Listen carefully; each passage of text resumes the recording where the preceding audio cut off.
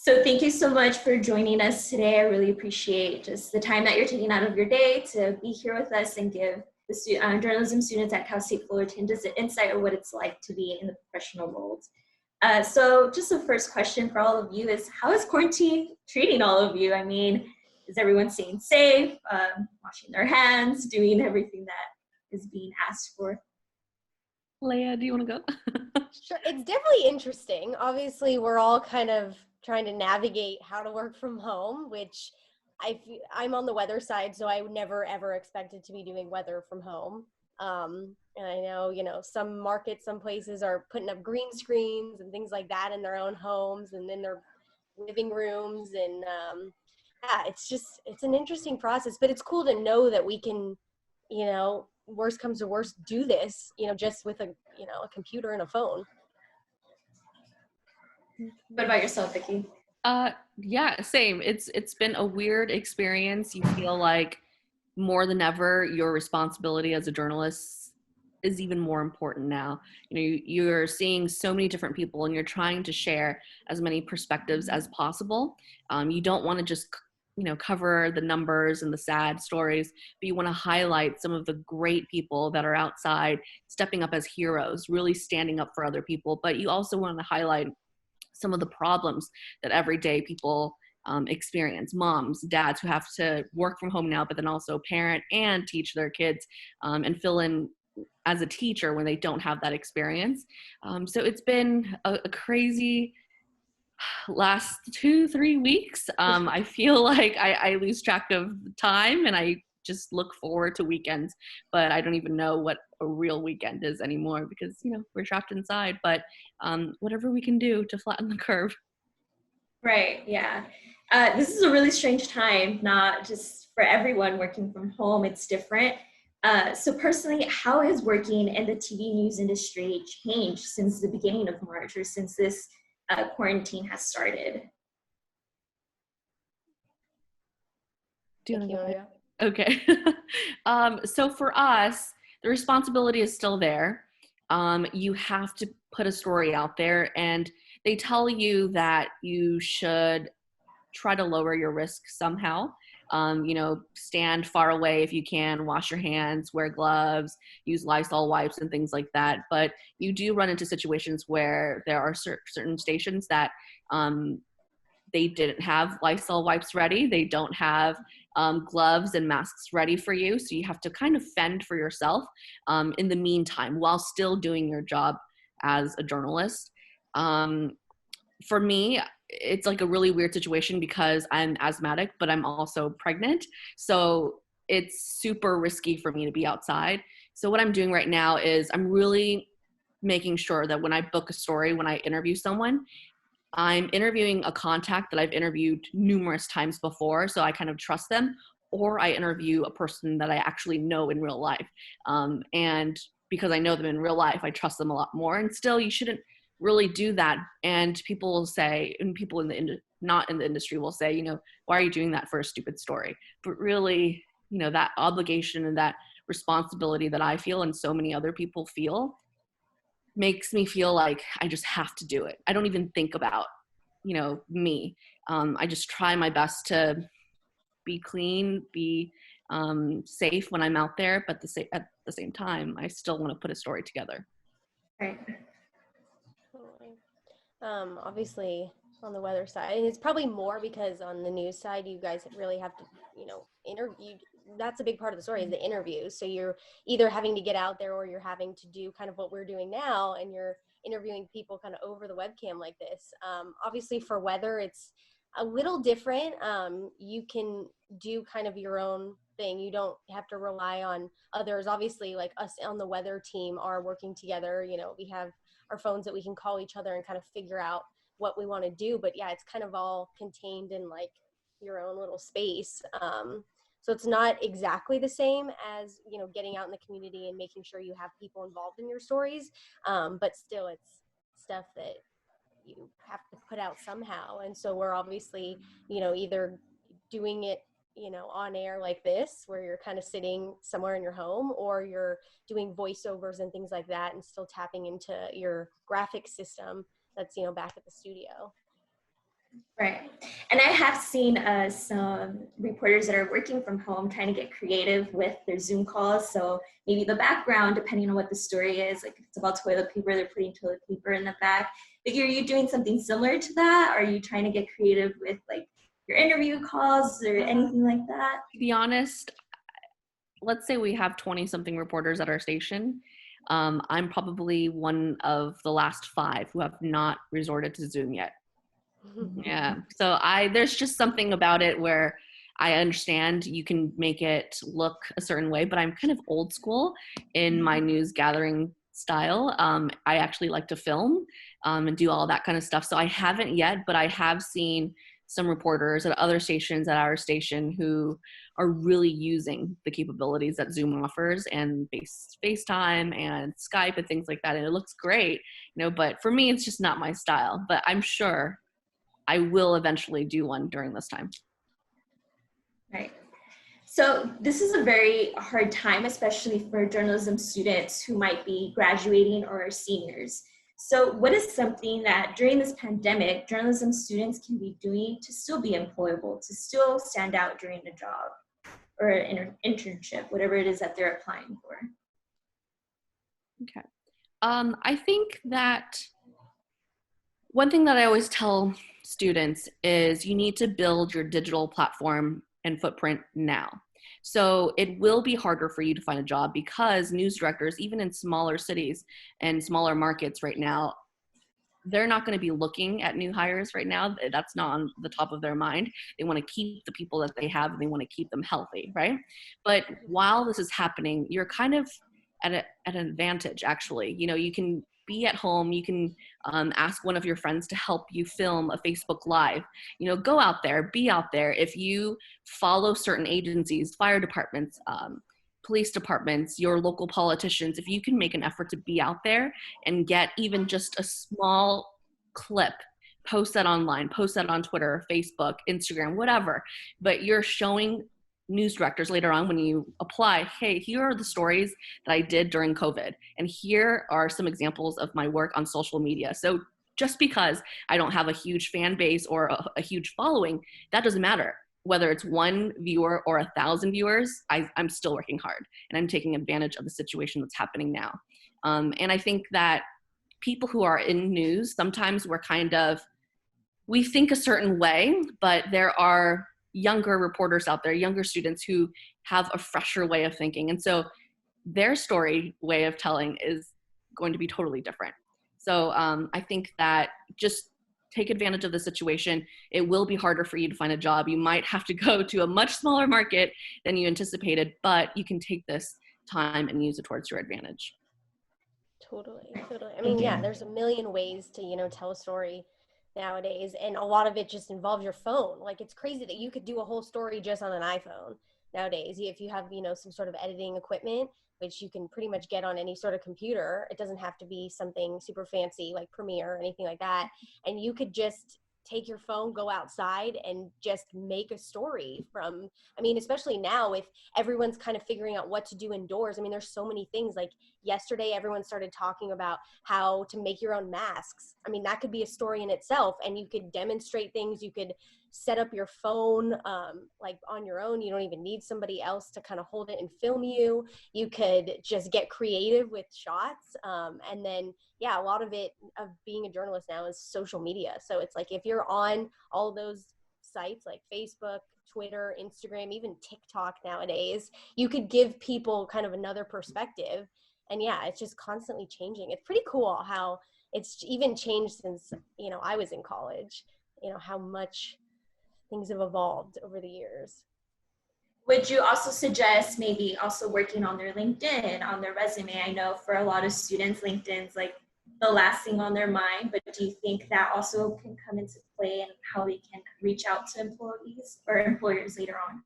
Totally. I think this is a great time to work on a reel. If you have clips, or if you still wanted stuff to film, like I said, take your phone, take your camera, anything that you have that you can use, and film some interesting stand-ups and things like that, and put together stories, and even short form stories. They don't have to be anything long or in depth. It could be 30 seconds of something.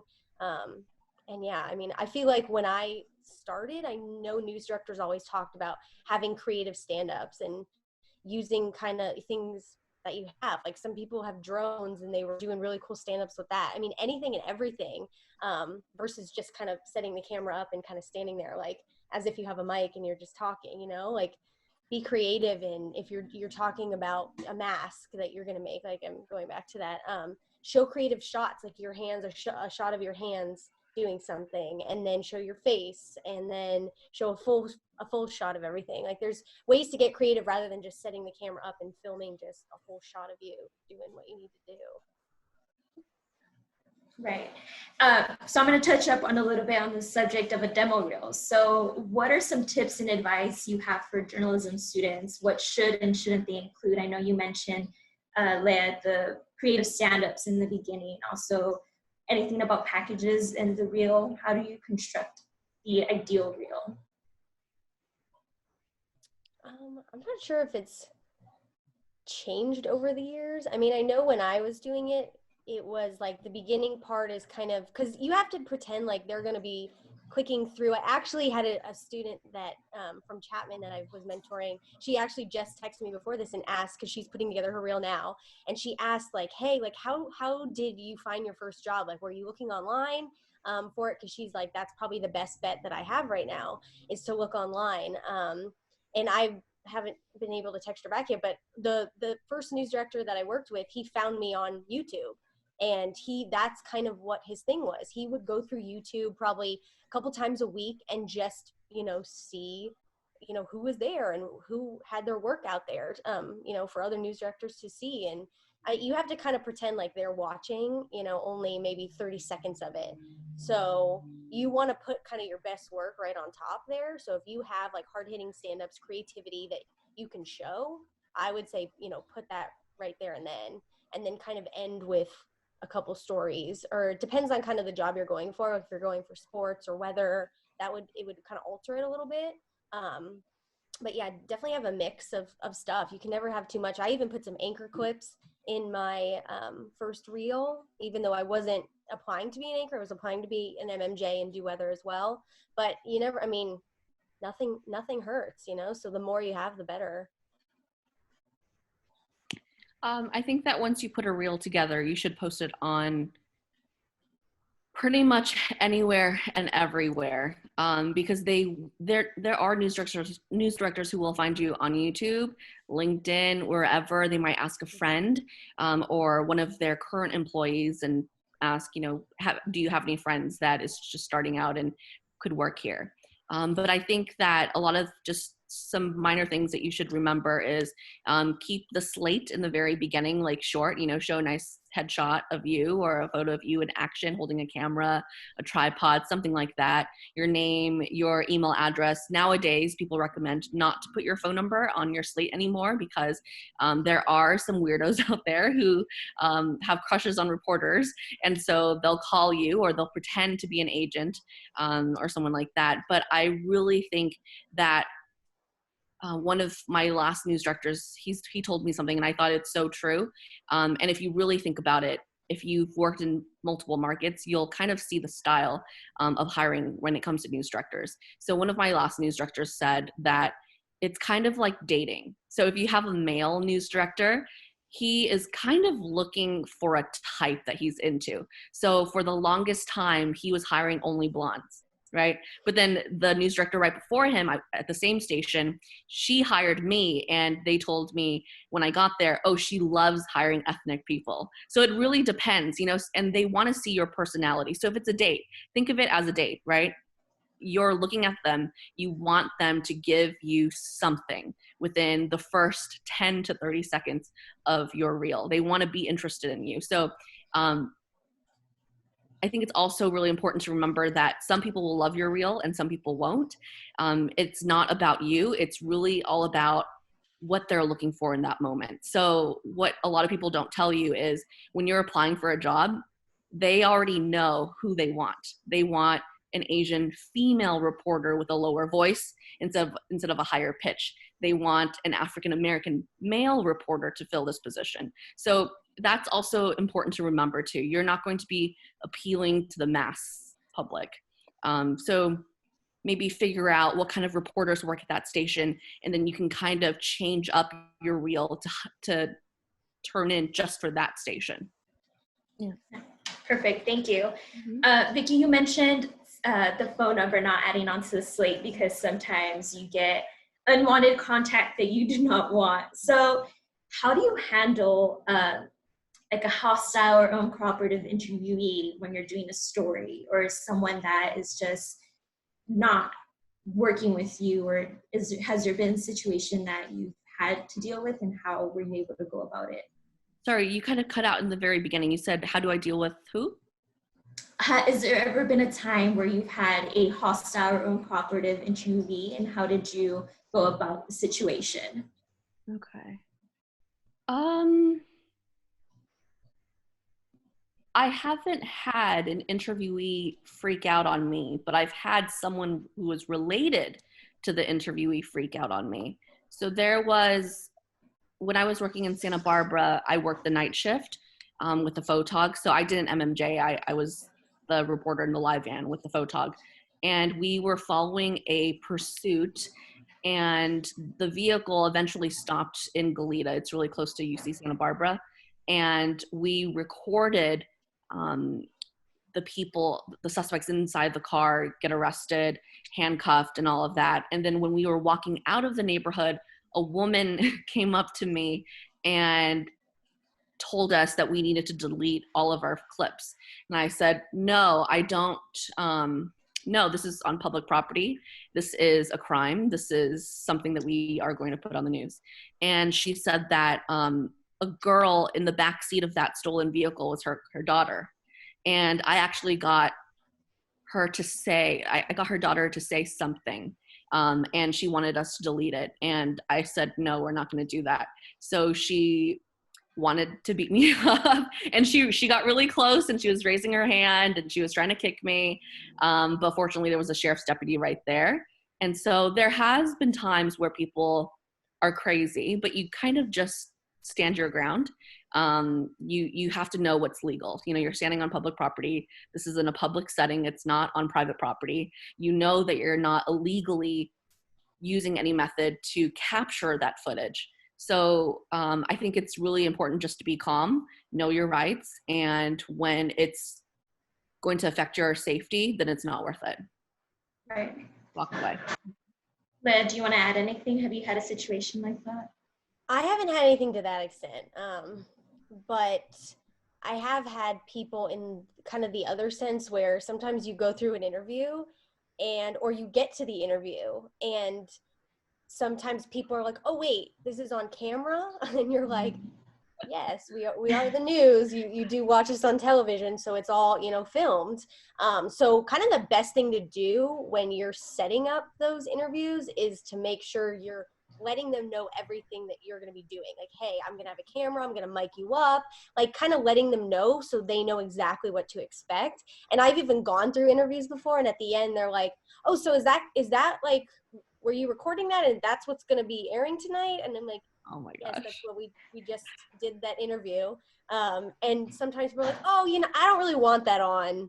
And you're like, you're kind of like, okay, well, I'm confused because I thought you understood the situation. So sometimes you kind of just have to make sure if you walk people through the steps and you're like, okay, here's how I'm going to do it. I'm not going to send you questions ahead of time or maybe give them a few ideas of things you want to talk about so they can collect their thoughts. So a lot of people want you to send their questions like, hey, can you send me all 10 questions you're going to ask ahead of time, especially when you're working with PR people who are gathering, if you're working with like a hospital and they're like, hey, I'm grabbing, 2 of my doctors, but they want to know what questions, we want to get them ahead of time.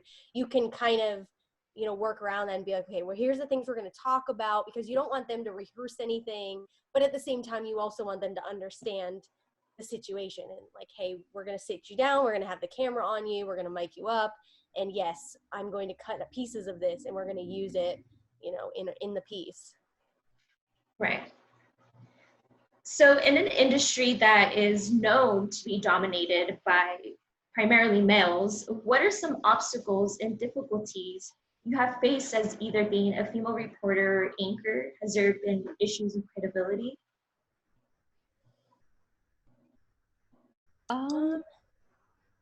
I haven't. Oh, go ahead. No, you can go. You can go. Okay. I haven't faced that, but I do know of other reporters who have gone through something that they wouldn't want happen at any station. But for me, I feel like they do think that you're probably weaker. You know, if they see you show up with the camera on your own, they might give you a certain comment like, you know, where's your cameraman? Something like that. But for the most part, I try to use it towards my advantage sometimes. You know, when I was working in Santa Barbara and if I had to carry a lot of gear and someone felt bad for me, I'll just let them carry the camera, not the camera, the tripod or a bag or something like that. But for the most part, no, I haven't had any issues when it comes to that. But favoritism exists everywhere in every industry. And sometimes females are more favored in news stations. So I haven't experienced that myself, but I know that it does exist. It's out there. There will be newsrooms where you will experience that. I don't think I've had an issue with that either. But and if anything, I've probably been surrounded by more females in the newsrooms I've been in. Especially the first newsroom I was in. I mean, because it was a duopoly. We had kind of the double amount of people as you would for one station, especially with reporters and MMJs. And we joked, like, we called it a sorority because it was all girls and there was a couple guys in sports, but there was only like one or two male MMJs, and that's, you know, on the journalist side. I mean, the anchors, we kind of had a mix of everything, and weather and like I said, sports was primarily probably more male. But it was funny how it was a lot of females that I've even come across, but I haven't noticed anything like that. Like you said, favoritism is always going to be a thing, whether you're male or female, and depending on the news director, and you just, you never know with that. But in terms of that, I just thought of one incident. So this never happened to me over there at that one last station that I worked at, but there was this one female anchor. She's blonde, she is pretty, and she wanted to chime in that day. It was during our afternoon meeting, and the news director asked her to just go back to her seat and look pretty. So there are moments like that, and some people experience it and other people don't for some reason. Right. I think a lot of news directors, I've come across more male news directors than female. So it's definitely, and I mean, technically I've worked with, like, over the years when I've interviewed at places, it's been primarily with males, but the newsrooms I've worked in, I've had a female news director and I've had a male news director. So I've kind of seen both. But yeah, sometimes it's interesting when you have a male news director and you have a lot of females in the newsroom. It's just interesting in general being a female. I mean, you get a lot more, like we talked about, having your phone number at the front of your reel. You just get a lot of just things on social media is what I've noticed with males. There's, pages out there are like hot female, like news girls, and like there's pages like that, but you don't see anything like that for males. So they don't have to do that. And that's one thing you kind of have to not necessarily like get used to, but it's something that you have to be aware of to kind of know, like, that's going to be a thing, being a female in the industry. Well, I'm glad nothing crazy has happened to you both, but I mean, this is a fear that I think a lot of female journalism students that I've had conversations with or are afraid or scared going into this industry. So thank you for sharing your story on that. Going back now to the public and how the public views the news, there's already this existing negative stigmatism around news that the public holds, and we've kind of seen it now through this pandemic, actually, which is that the news are fake or they're exaggerated. How do you combat this and ensure that what you're reporting on is accurate and to kind of stray away from that stigmatism that the news has? I think Spectrum does a really good job, and we both obviously work for Spectrum, but I think they do a really good job of like telling different kinds of stories and focusing on the people and the good, but also talking about still the facts. I think a lot of what that idea comes from is that we always feel the need to like put a number or a name to something, like the the largest mass shooting, the like things like that kind of freak people out, or when we're focused so much on numbers, like currently with what's happening, like 58 deaths and 10 more recorded in LA County. And I think that's not, we know what's going on, we know what's happening, but to focus the stories on something else, like the people that are helping out, you know, what people are doing in their homes, like people who are giving to the community. Those are the stories that you watch and that you tear up and you're like, wow, that's a story, versus focusing on the, you know, the all these facts that we already kind of know and that end up freaking people out when they hear it over and over and over. But I feel like Spectrum does a really good job where we're at of focusing on that kind of thing. I think that when I think back to when I first started, people viewed journalism and reporters in a totally different way. And every single market that I've moved up to, I feel like I've experienced something different. So in North Dakota, people really treasured their news out there. It was very interesting. The Midwest is a very interesting place, and they really value the news. They love local news. And you're almost like a celebrity in the Midwest when you're on the news. But in Santa Barbara, there were times, because I worked for a triopoly and one of our stations was the Fox station.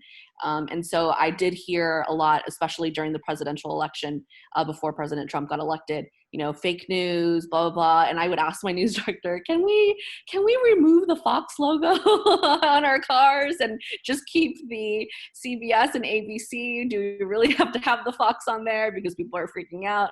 But for the most part, I think that people, especially young journalists going into the field, you should know that you're not, to be honest, you're not going to run into many of those people. All of the trolls that you see and read from on the internet, you might come across a couple, you know, in a span of 6 to 8 months. You know, you're not going to run into them many times. And when they do, you know, cross paths with you, it's when they're screaming at you during your live shot and things like that. But really, that's it. If they hate the media, which I really hate when people say that, if they hate the news, they don't really tell you. You know, there's something about the camera that freaks people out and scares people, even if they're a troll inside. So I think, you know, just don't worry about that. Just know that you're doing a good job as long as you're trying to do a good job. Sorry, I'm going to turn off this TV here. But don't focus on that, and really just focus on you and what your mission is. Yeah. Right. Yeah. So staying true to the ethics of journalism and stating the facts, right? Yeah. So has there been, I know we were talking about this a little bit before, has there been times where you've been assigned a story that you need a report on that maybe you personally don't agree with? And if so, how did you kind of keep those emotions to the side and really focus on reporting on what needs to get done? I think that no matter what, there will be times, especially in the beginning of your career, where you're going to be assigned to a lot of different stories that you didn't pitch yourself, and someone else handed it down to you, and you have to put it together. And you just have to find a way to make it work.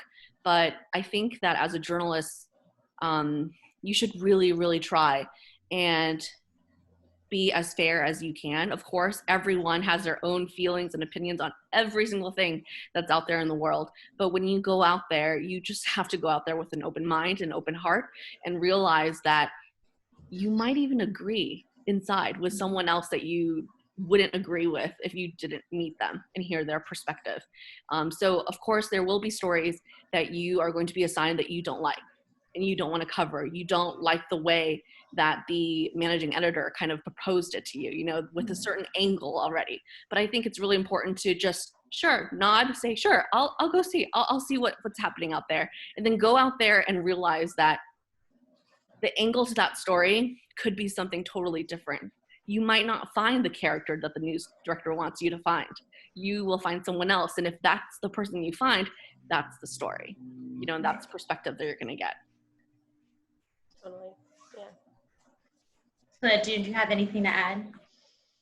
Pretty much sum that up. I mean, yeah, there's always going to be stuff, you know, some stories that you don't like versus others that you pitch that, you know, are, you have an idea of how you want to lay it out. Like you said, sometimes you just never know when you get out there, like what their interviewee is going to give you information wise, and just another perspective of how you can maybe film the story. Because sometimes the news directors or people back at the station who are coming up with some ideas don't think, they're not thinking that the way an MMJ is thinking, like with the camera and how you can get a certain shot or how, you know, some B-roll for something. And so kind of just embrace it. If you have a story that you don't love, find a way to make it enjoyable to you, or something that fits kind of your personality of how you are as a reporter. Right. So going on, I know that you mentioned like being creative earlier on. Is there, how do you find creativity or inspiration in presenting new perspectives on news stories, or pitching a story to your producer? Has there been times where, or how do you find that inspiration and creativity?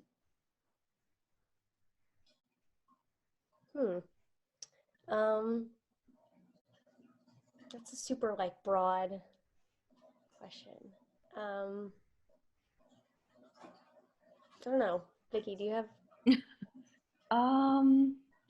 I feel like most journalists, or most people in news, even people who are on the weather side, you are super into news, right? You're into everything. Like, you're so curious about everything, and everything just captures your attention. So I think that if you are excited about your story, people at home will be excited about it, right? And I'm not saying that you should be excited about doing a sad story where someone died, but you have to really think about, okay, what is that nugget, that golden nugget that you really want to like highlight, to get your message across, to get the story across, and it'll really tug heartstrings. So I think that when it comes to creativity, it just happens. In the very beginning, spend time looking up reels online, you know, seeing what other people do out there when it comes to their stand-ups. Joe Little in San Diego, he's a legend. He does a lot of stand-ups without mics,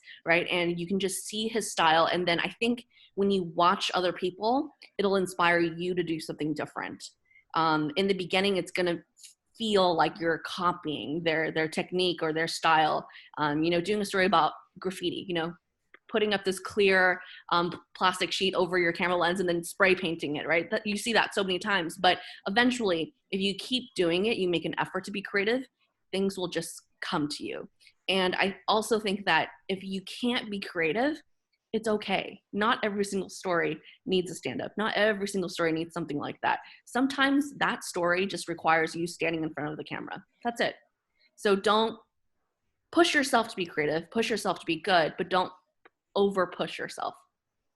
Totally. And you'll develop your own style too. Like you mentioned, like sometimes in the beginning you're trying to get a feel for things and, okay, how can I film this? How can I film that? But once you've kind of had a couple months, even like a year under your belt, you're going to develop a style of like, this is what I know I'm good at. And this is kind of what I like to continue to do in my stories. And people will kind of know that, like you mentioned, Joe Little, like people kind of know him. Like I know who he is. Everyone knows who he is, just because of his stuff is kind of circulated of, look at this story that he put together and how he, you know, did this. And there's just other ways that you can go about it versus what someone else is going to do. Like, for example, I did a story about like infants learning to swim at a young age. So, you know, because instead of, you know, falling into a pool and drowning, like it's a program that they're doing where they're teaching young kids how to swim. And so I could film all that from, you know, outside the pool and, you know, wide shots of the parents and the child. But I decided, hey, you know, I have a GoPro that the station has that I'm going to use, and I'm going to pull it underwater. And, you know, if you have to, get in the water yourself, like things like that you can just, sometimes you have a vision or you have an idea. You got to kind of sit on that story and kind of be like, okay, so we're using a pool, we're using this. How can I make this fun and creative? And just, yeah. Right. It's always about post-production and preparing like kind of the footage that you want, so that when you're there, you get everything that you need and it kind of all just flows together, right? That's what's cool about pitching your own stories, which is what you're going to be doing at a lot of stations, especially in the smaller markets. Like every morning we had a pitch meeting where you had to have to come in with at least 3 to 5 pitches. And usually you'll get an idea of kind of what the news director likes and their style. And then you'll kind of know when you're pitching them, like which ones they're definitely going to say, hey, yeah, set that one up and set that one up. And so you'll have an idea, and you can even set up those interviews and the filming even ahead of time before you pitch them if you know that they're going to go for that story. And so it gives you time to kind of sit on it and be like, okay, I have had the story for, this idea for a while, and this is how I kind of want to go about it, versus getting the story at 9 a.m. and having it be on air at 6. So it won't give you a lot of like time to be creative and time to film. But if you're setting it up yourself and you're pitching those stories, you can kind of have that tool even ahead of time. Right. So we're just coming down to our last few questions here. So I know you mentioned right now, Leah, you just mentioned the end of like if you have a story for a while, then you can develop it more. But what about if you don't have that much time? How do you cope with the stress of deadlines? Is there a procedure that you do, like you shoot first, edit, or do the script last? Like, what is your procedure when it comes to that? You kind of get into a rhythm, and it depends on the newsroom you're in. I mean, in one market, it's going to run a certain way. In another market, it's going to be another way. And so you're going to kind of have to get used to, the news circuit in the new market you go to and how the newsroom runs and kind of the setup. Like I've been in newsrooms where everyone gets a laptop and gets their own equipment and they're kind of do their own thing. I've been in newsrooms where you're sharing all that and you're sharing the edit bays. And so I'm the person that's slow. Like I was always in the edit bay, 10 minutes to air, but my boss always knew, the news director always knew it was going to be in and it was going to be the best I could. I wasn't going to end my story or be done in 2 hours early and just kind of hang around when I knew I could do extra stuff like color correct, fix the audio a little bit more. I mean, there's always something, to be done with that. And so I lost track of kind of what the question was. But just how the coping with like the stress of deadlines. But yeah, so I mean, some days you're not going to have an interview till you're going to be trying to go through interviews all morning, and people aren't going to be available or they're not going to be around. And that's why I think Vicky, you mentioned this earlier on, is having people that you've used for certain stories that you can come back to. Like if you have someone that works in agriculture, I did this a lot in my first market. Someone that I worked with, and I knew he was always available. He grew all kinds of fruits and vegetables, so I knew if I couldn't find a specific person related necessarily to something else that I needed, I knew worst comes to worst, I could get him to talk and kind of talk a little bit broader about what I needed. So you're gonna develop contacts. You're gonna have people kind of under your belt that you can pull out if needed, if you can't get exactly who you need, or you can maybe even potentially put off that story a day and maybe try to go to a secondary story that you had. You always find a way to do it. Whether it's on air at 6, I mean, you will make it work. Like it can be stressful at times, but you work with what you have. Right. Vicky, any last thoughts on that? I think that if you truly want to be in this field, just know that you will have deadlines every day, deadlines on top of deadlines on top of deadlines. And for whatever reason, that gives you an adrenaline rush. You just get everything done, and every single day it's like you're pulling off a miracle. And some days will be easier than others. There will be days where you finish 2 hours early and you can just relax and then practice and prepare for your live shot. Or there are days where you just turn it in right on the wire.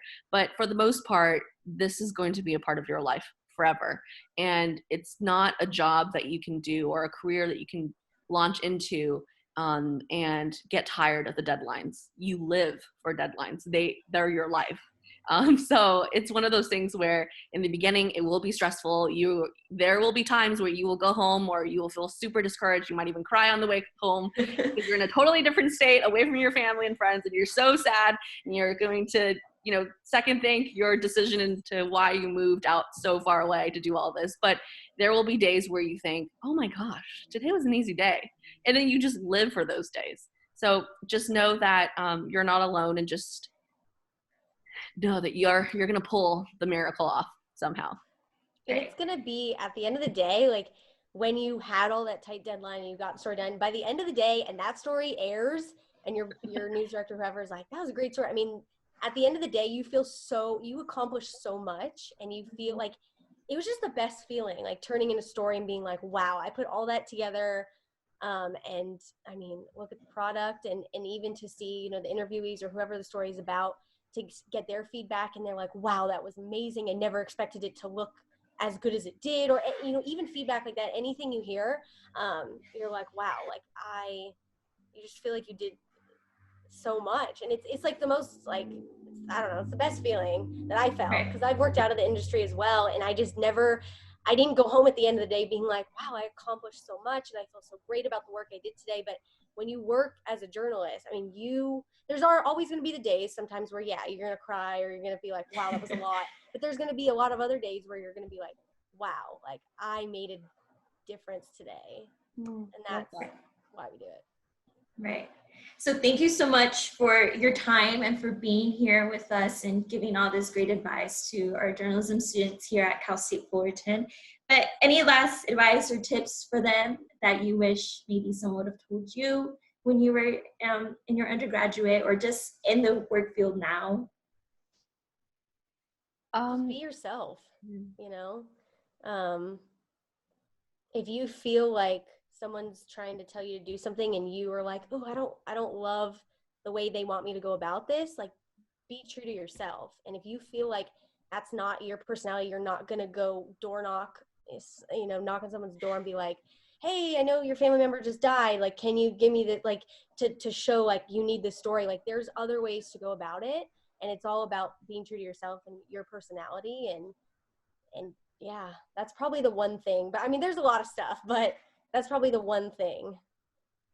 Yeah, I could probably write a book, but for the most part, like, I'm sure everyone out there knows at least one person who is stuck in a job that they hate, but they just stick with it.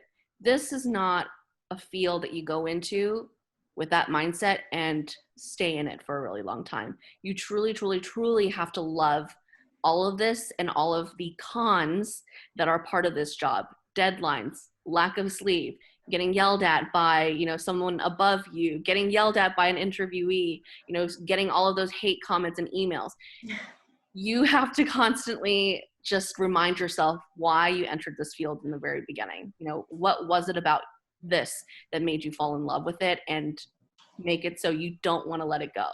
You know, you just want to keep holding on and keep turning out stories. So I feel like you just have to remember that there will be times where you will hate yourself, you will hate the job, you will hate your market, you will hate your news director, and you will hate the town that you were sent to. But there will be times when you will feel like this was the place that you were supposed to be, you know, and every single market launches you to the one that you're supposed to be if you continue to work and just, you know, have your heart in the right place. But yeah, I think just keep going. I do have a quick follow-up question before we wrap it up.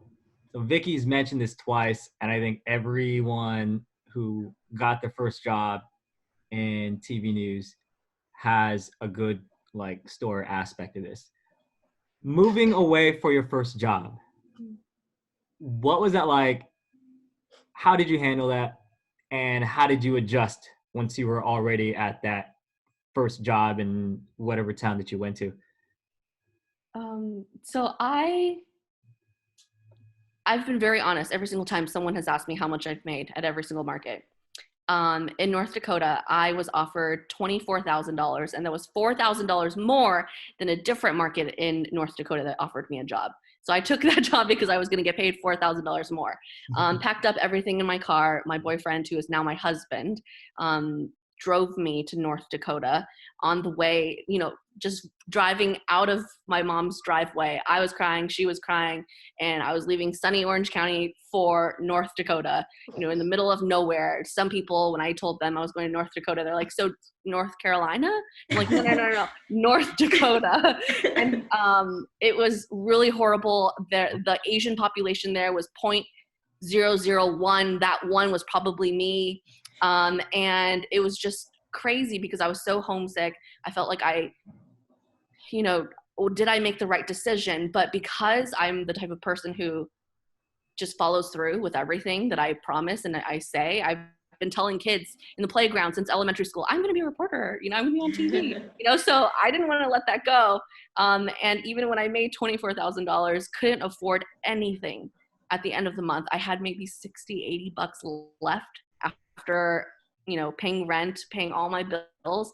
And that's all I had. But I still think that it was worth it.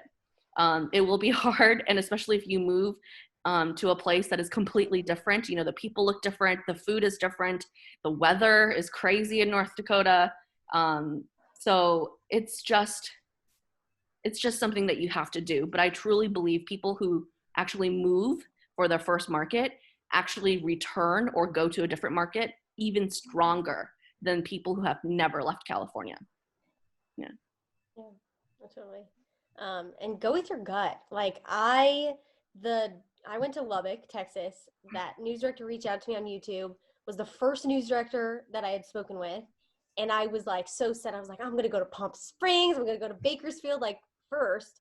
I ended up going there after, but I was like, I want to stay on the West Coast. And I was like making a list of all the markets I was going to apply to and all news directors I was going to talk to. And it didn't happen. And I talked to this news director. I got a great feeling about it. Make sure, and this is one thing that I tell everyone to do, make sure you talk to people in that newsroom.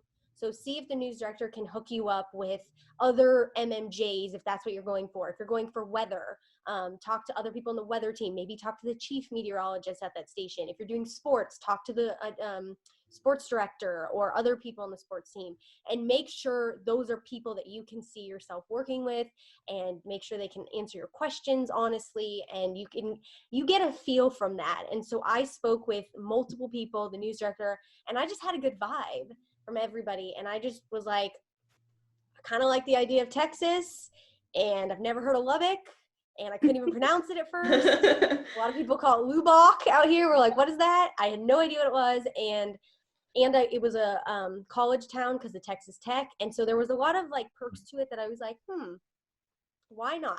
Why not? And I didn't know what I was getting myself into, but I came from Orange County as well. And, lived in the Bay Area, grew up there, and then went to Orange County for 4 years. I mean, going to a small town, you really don't know what you're getting yourself into until you go there. And I got there and I was like, on the highway, I was like looking around. I'm like, wow, this is not necessarily what I expected. But I made it a goal to, with the friends I made at the station, first off, you'll make really good friends usually in some of those small markets. Like I was in one of my friend's weddings and she worked with me there. Like I keep in touch with a ton of people from that newsroom. And what was I going to say?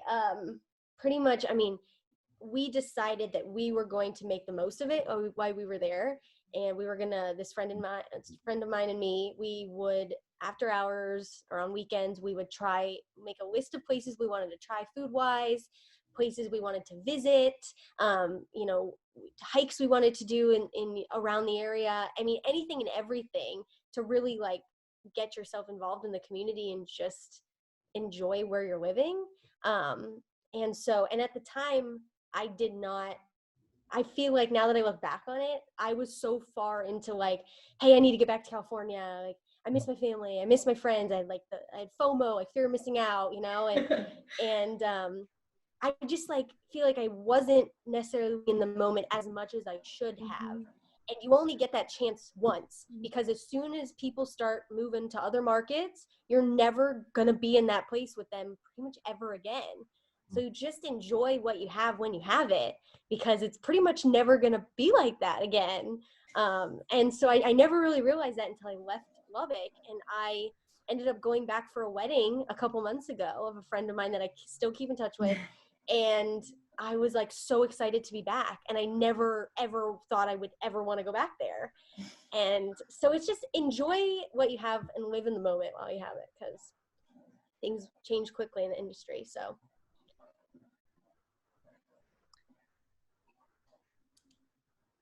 I have something that I want to say.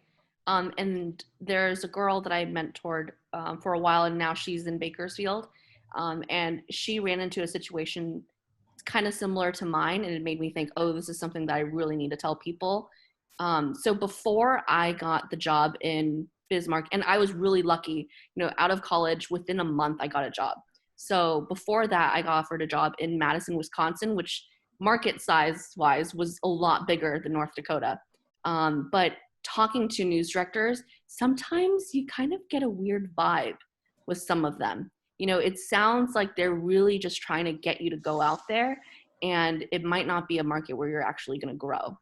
And so I eventually chose North Dakota. The day that I got to North Dakota, the news director in Fresno called me, and that market size was much, much bigger than Madison, Wisconsin. And I thought, oh my gosh, I'm making such a big mistake. But I didn't vibe with that news director too. So I think it's really important that you vibe with the news director, just like Leah was talking about, how you have to really vibe with people that potentially you could be working with for 18 months to 2 years.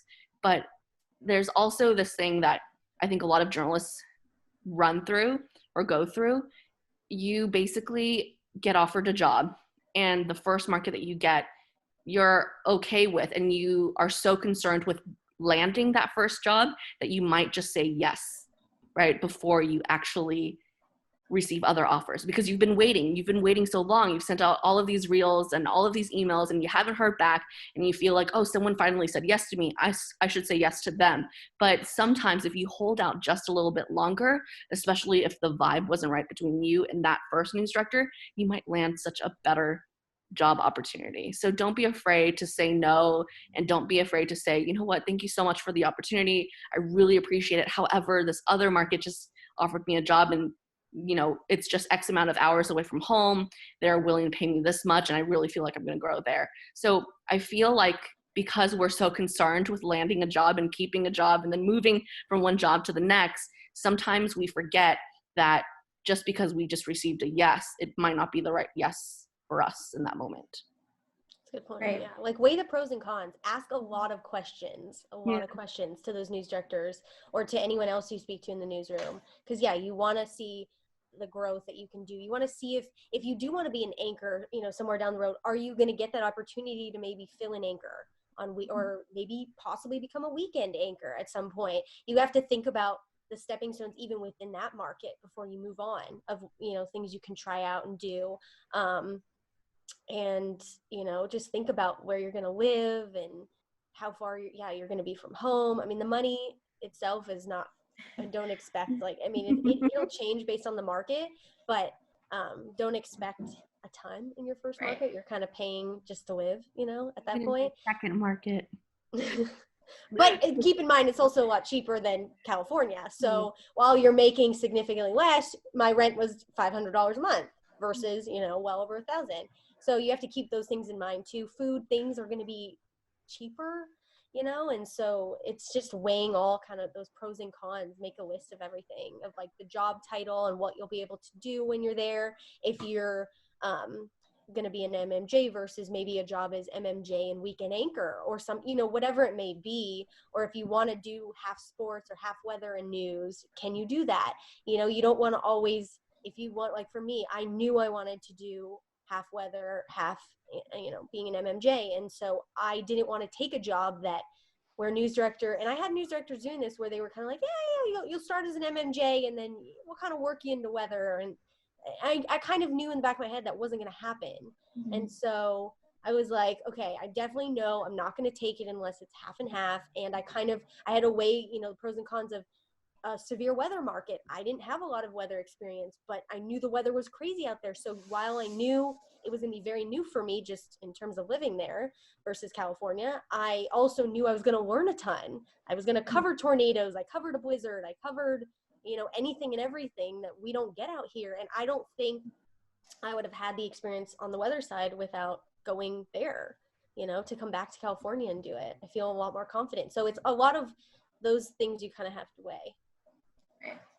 Well, thank you so much to both of you for just giving your time and just giving all this great advice to our journalism students. I appreciate you coming on and just providing us this feedback, even if it's virtually. But we really do appreciate it. Thank you so much. And I wish you both the best. Stay safe and healthy. Thank you too. Good luck with everything. Reach out to us. Thank you. People helped us get to where we are, so we'll help you too. I love, Thank you so I love much. talking to journalists that are, still in college or kind of in their first few markets. Find us on social media, reach out anytime, and we're always willing to help. Perfect. Thank you so much. Really appreciate that. Bye, guys. Thank you.